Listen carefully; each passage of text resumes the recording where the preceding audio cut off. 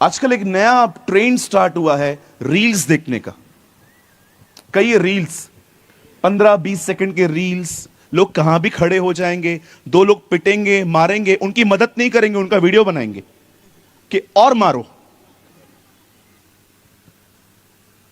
और हम जितने भी यंग लोग बैठे हुए हैं यहां पर, हम इन चीजों को एंजॉय करते हैं। मैं आपको एक बात कहना चाहता हूं, प्लीज बुरा मत मानिएगा। जब मुझे घर पे खाना मिलता है ना, तो मैं अपने घर पे हमेशा कहता हूं मुझे आचार चाहिए। मुझे आचार सच में अच्छी लगती है, मैं हर तरह की आचार खा लेता हूं। I love pickle. लेकिन अगर मेरी फैमिली में मुझे कहा जाता है कि पिकल नहीं है, आचार खत्म हो गई है, तो मैं खाना बंद नहीं कर देता हूं, मैं खाना खा लेता हूं। पिकल मिली, शुक्र है खुदा का, नहीं मिली तो भी मैं खाना नहीं छोड़ता हूं। जरा सोचिए, अगर आप खाना छोड़ के पिकल खाना स्टार्ट कर दो तो आपका स्टमक खराब हो जाएगा।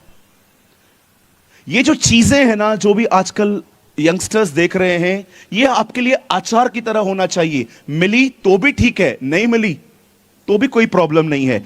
इंपॉर्टेंट रोटी है। यीशु ने कहा जीवन की रोटी मैं हूं। आप कभी कभार बैठे और आपने अपने आप को एंटरटेन करने के लिए थोड़ा कुछ देख लिया, ये कोई पाप नहीं है। लेकिन आपको पता है, हम एडिक्ट हो गए हैं।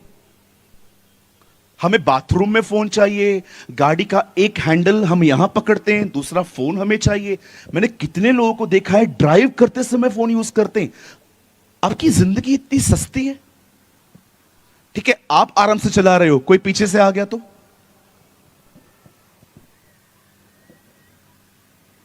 मैं आपको इतने एक्सीडेंट दिखा दूं जो फोन के चक्कर में हुए। क्यों आपको पुलिस कहती है हेलमेट पहनो? क्योंकि उनको भी पता है हम बेवकूफ हैं। They know we are fool. हम समझने वालों में से नहीं है। मैं आपसे पूछना चाहता हूं, जितना आप अपने फोन के एप्स को पहचानते हो, उसके अंदर की सारी चीजों को जानते हो, कितने लोग हैं जो बाइबल को पढ़ चुके हैं और उनके हर कैरेक्टर को पहचानते हैं? मैं आपसे पूछना चाहता हूं, आप में से कितने लोग हैं जो मपीबोशेत को पहचानते हैं? आप में से कितने लोग हैं जो जरूबाबेल को पहचानते हैं? आप में से कितने लोग हैं जो यहोशू महायाजक को पहचानते हैं? आप में से कितने लोग हैं, कितनी बहनें हैं जो दबोरा को पहचानती हैं, हन्ना को पहचानती हैं, रेबेका को पहचानती हैं? नहीं, मैं करीना कपूर को जानती हूं।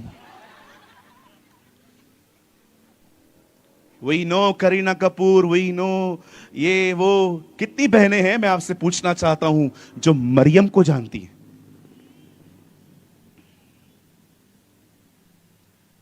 मेरे भाइयों, मेरी बहनों, जितने भी यंग लोग आप बैठे हैं, मैं आपको एक बात कहना चाहता हूं। इस बार परमेश्वर मुझे नागपुर यंग लोगों के लिए लेकर आया है, बिलीव मी। और मैं आप में से हर एक को एक गुड न्यूज देना चाहता हूं। जितने भी यंग लोग, इसका मतलब ये नहीं है कि मैं अपने बुजुर्गों को नीचे कर रहा हूं, बिल्कुल भी नहीं। खुदा मुझे जानता है। मैं आप में से हर एक को कहना चाहता हूं, जितने भी जवान, जितने भी 12 चेलों को प्रभु यीशु ने चुना, सब यंग थे। All were young. कितनी अमेजिंग बात है, जितनों को भी उसने बुलाया सब यंग थे, सब 30s में लाइफ जी रहे थे। मैं कभी कभी खुदा से कहता हूं, खुदा तूने यंग लोगों को क्यों चुना?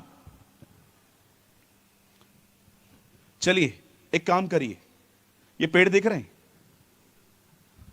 ये पेड़ देख रहे हैं आप लोग, जिसपे अंकल ने हाथ रखा है? चलो कोई उठो और इस पेड़ को मोल्ड करके दिखाओ। चलो करके दिखाओ। कौन है यहां पर, जिम पे कौन जाता है? कौन है जो छाती जानबूझ के बाहर लेके घूमता रहता है ऐसा? Tell me. कहां गए सब लोग? जिम वाले किधर हैं सब लोग? भाई अपनी जगह से उठ, इसको ठीक करके दे। ये सीधा है, इसको मोल्ड करके दिखा। नहीं कर सकते आप, लेकिन वो देख रहे हैं मेरे इस कार के पीछे एक और पेड़ है, उसको मैं मोल्ड कर सकता हूं। परमेश्वर यंग लोगों को इसलिए चुनता है क्योंकि उन्हें मोल्ड करना आसान होता है। आप करके दिखाइए और ये स्टेटमेंट निकाल दीजिए आप अपने प्रचारों में से कि परमेश्वर तोड़ता है। परमेश्वर कभी नहीं तोड़ता, वो मोल्ड करता है। हमारा खुदा तोड़े हुओं को बनाता है। He never broke us, he just molded us. वो सिर्फ आपको बैंड करता है अपने लिए, वो कभी नहीं तोड़ता आपको। आप कभी बाइबल में नहीं पढ़ेंगे किसको उसने उठाया और तोड़ दिया, नेवर। उल्टा दाऊद कहता है वो टूटे हृदय को तुच्छ नहीं जानता। कभी कभी लोग जब बीमार पड़ते हैं और हम लोग उनके लिए प्रेयर करने के लिए जाते हैं तो हमें कहते हैं बीमारी को रहने दो, प्रभु इस बीमारी के द्वारा मुझे नम्र कर रहा है। खुदा को आपको ठीक करने के लिए बीमारी को देने की कोई जरूरत नहीं है, उसका पवित्र आत्मा आपको बदल सकता है। मैं एक अंकल से मिला, उन्हें कैंसर था। मैंने उनको कहा सर मैं आपके लिए प्रेयर करूं? नहीं, मेरे लिए कोई प्रार्थना मत करो, प्रभु ने मुझे कैंसर दी है ताकि मैं नम्र बनूं। मैंने कहा काका आपको लगता नहीं है आप और स्पिरिचुअल बन रहे हो?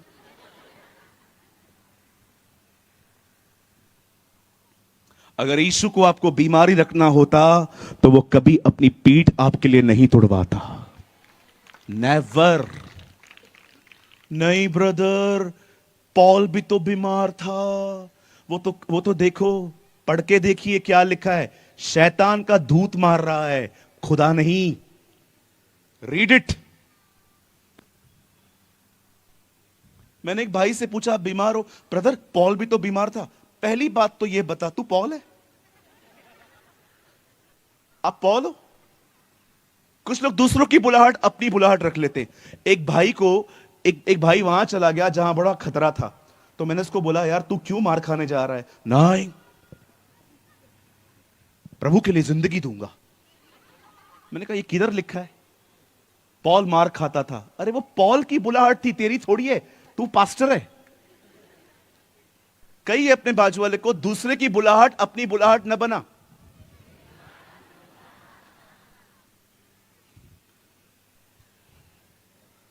मुझे कॉल आया, ब्रदर आप हमारे पास आएंगे? मुझे पता है वो एरिया खतरनाक है।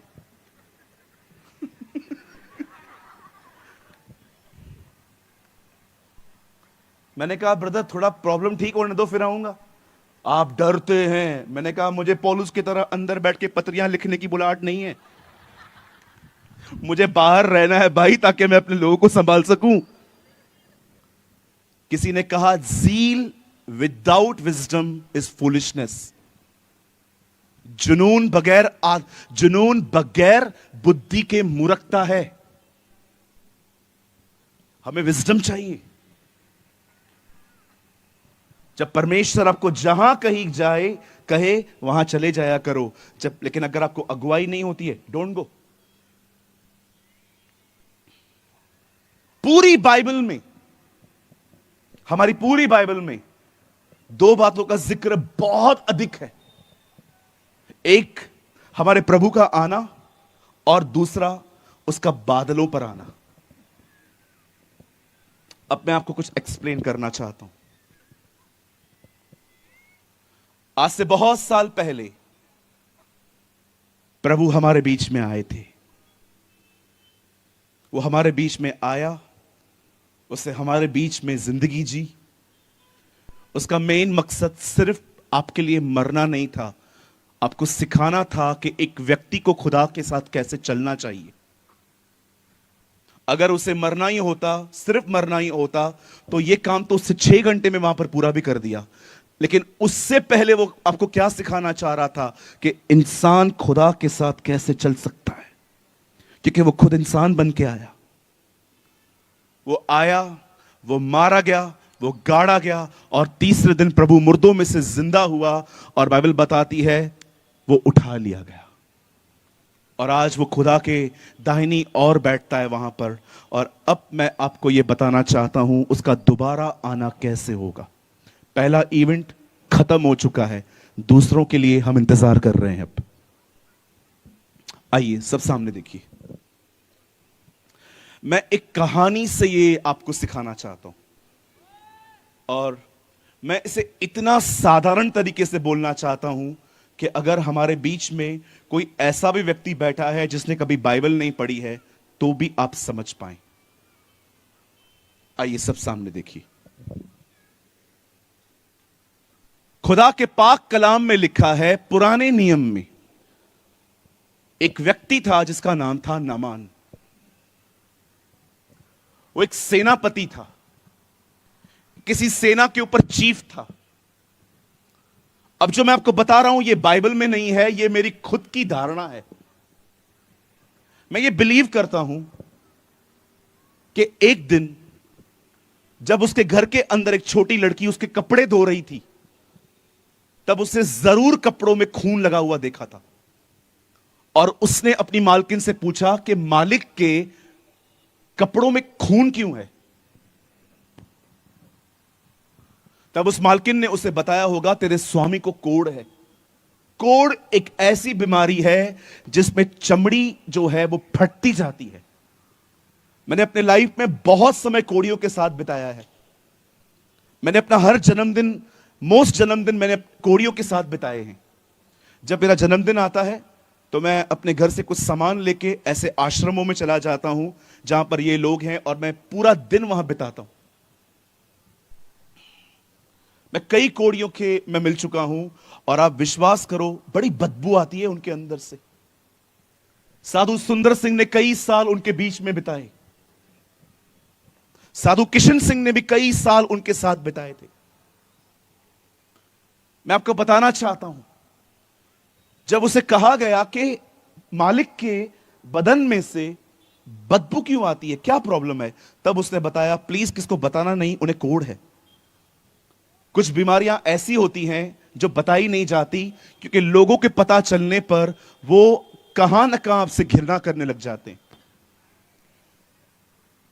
आप जानते हैं उस बच्ची ने अपनी मालकिन को क्या कहा, अगर मेरा स्वामी कोढ़ी है तो वो इस तरह क्यों है, इज़राइल में जाए, वहां एक भविष्यवक्ता है एलीशा, उससे प्रार्थना करवाए और खुदा उसे शिफा देगा। जब उसे पता चलता है कि एक प्रॉफिट, कहिए प्रॉफिट, ओके, कितने लोग चाहते हैं मैं प्रॉफिट की थोड़ी मीनिंग बताऊं।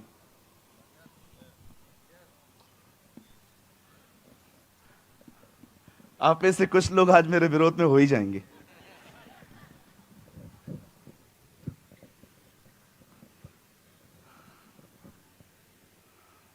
आज का प्रॉफिट लोगों के दिलों से ज्यादा स्कूटर और कार के नंबर रिवील करता है।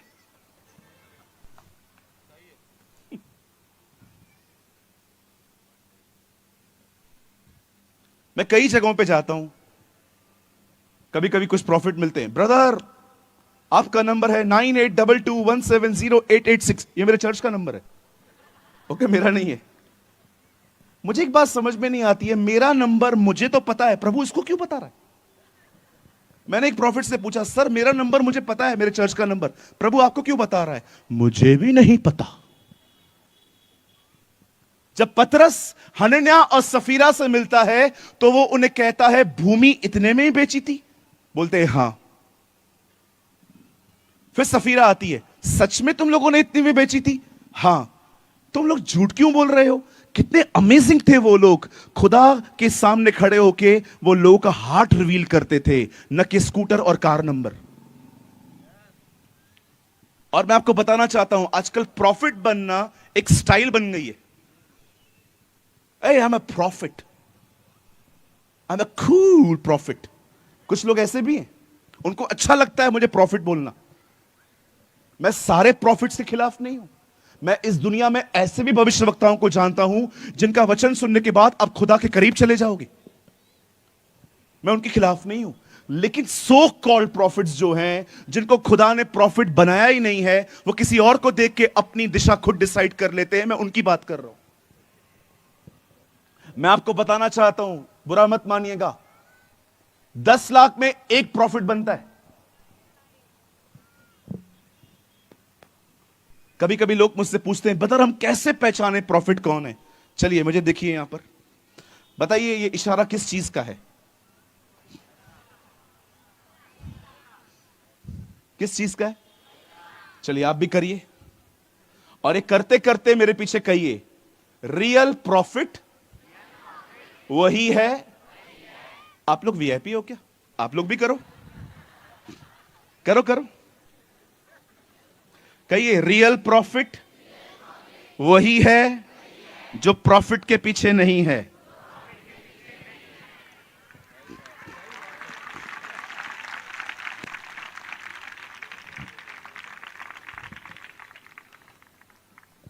मैंने एक प्रॉफिट को कॉल किया, सर आप हमारे मीटिंग में आएंगे, हम बड़े आदर के साथ आपको रखेंगे। कितना लोग आता? मैंने कहा ज्यादा नहीं है ब्रदर, हम 200-250 लोग हैं। उस टाइम चर्च बहुत छोटी थी मेरी। 200-250। मैंने बोला प्रभु तेरे पास 12 आते थे, मेरे पास तो 15 कलीसियां हैं। ये उसके बाद भी सोच रहा है। अच्छा ठीक है, आपके शहर में एयरपोर्ट है? मैंने कहा बिल्कुल है। बॉम्बे भाई? अच्छा अच्छा अच्छा अच्छा। फिर वहां से आप मुझे किधर रखेंगे? मैंने कहा सर हम आपको अपने शहर की सबसे बेस्ट होटल में रखेंगे। और मैं आपको सच कहता हूं, मैंने ये सोचा था, हमारे टाउन में एक अच्छी होटल है, मैंने सोचा अगर ये हाँ कहेंगे तो मैं इनको वहां रखूंगा। मैं रेडिसन में रहता हूं या ताज में। मेरा मन उधर ही चालू हो गया। 15-20 हजार, 15-25। अच्छा अच्छा ठीक है। उसके बाद आप मुझे होटल में जब लेने के लिए एयरपोर्ट पे आएंगे, मैं आपको मजाक नहीं कर रहा हूं, ये सच है। किस कार में लेने आएंगे? आप विश्वास करो, हमारे पास अल्टो 10 थी, हम खुद भी उसी कार में जाते थे। कभी कभी हमारे पैर भी उसमें नहीं आते थे बरोबर, हम बैठते थे। अब मैंने सोचा ये इतना बड़ा व्यक्ति है, मैं मारुति का नाम ले लूंगा, ये तो अभी मीटिंग कैंसिल कर देगा। मैंने कहा सर हम अच्छी कार लेके आएंगे। ओके, BMW और ऑडी मेरे लिए अच्छी रहती है।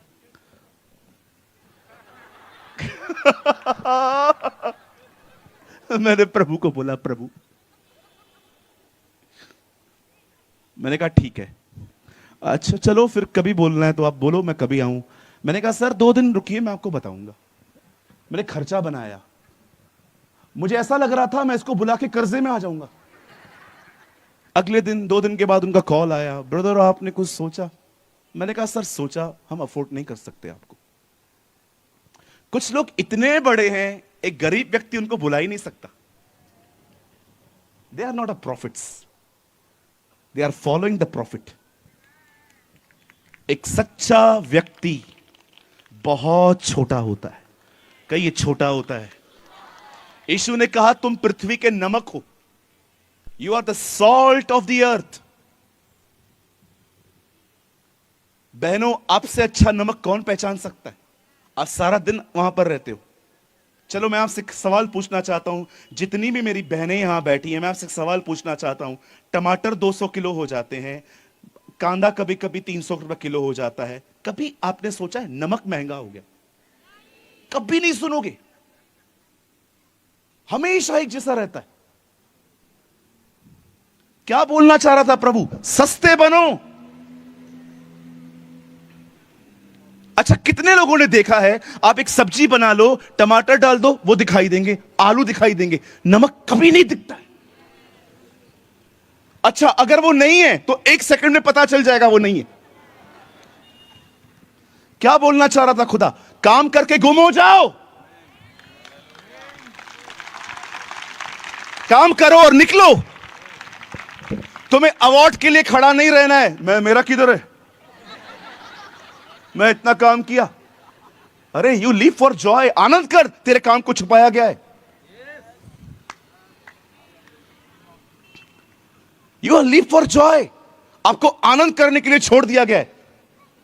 कितना महान है। जितने भी लोगों की चीजें यहां पता चलती हैं, आपका प्रतिफल यहां पर क्या है?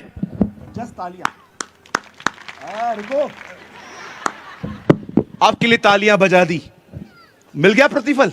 ऊपर कुछ नहीं है। जो गुप्त में दे, प्रतिफल उनके लिए है। आप पढ़ के देखिए, जब तेरा दाहिना हाथ करे तो तेरा बायां हाथ न जानने पाए, तब तेरा परमेश्वर जो गुप्त में तुझे देखता है तुझे प्रतिफल देगा। याद रखिए, सुनिए, जो काम आपके यहां पर छुपाए गए हैं वो खुदा के सामने खोले जाएंगे ताकि आपको प्रतिफल मिल सके। कभी भी नमक की तरह बनो, काम करो, निकलो। हालेलुया। कितने लोग मेरी